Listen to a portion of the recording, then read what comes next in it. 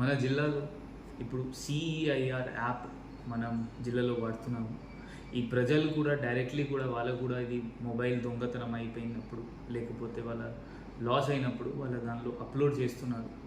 ఇప్పటివరకు ఈరోజు వరకు 1200 దాదాపు దానిలో అప్లోడ్ చేయడం జరిగింది. దానిలో 1020 మనం రికవరీ చేసాము. ఆల్మోస్ట్ 84% మొత్తం స్టేట్లో మన జిల్లాలో మనం మ్యాక్సిమం రికవరీ చేయించాము. 1000 కూడా కమిషనరేట్స్ కాకుండా జిల్లాలో రాజన్న సిరిసిల్ల ఫస్ట్.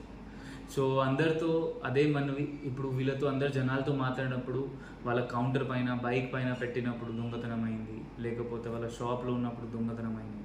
సో ఇది మనం జాగరూకంగా ఉండొచ్చు, కొంచెం జాగరూకత ఉంటే ఇట్లైన సంఘటన జరగదు. సో అందరు కొంచెం జాగరూకంగా ఉండాలి. మీ ఫోన్ దొంగతనం లేకపోతే లాస్ అయినప్పుడు తొందరగా పోలీస్ కంప్లైంట్ ఇవ్వాలి, లేకపోతే డైరెక్ట్లీ సిఈఐఆర్ యాప్ ఓపెన్ చేసి దానిలో మొత్తం డీటెయిల్స్ ఎంటర్ చేస్తే మనం దానికి ఈజీగా ట్రేస్ చేయొచ్చు. Thank you.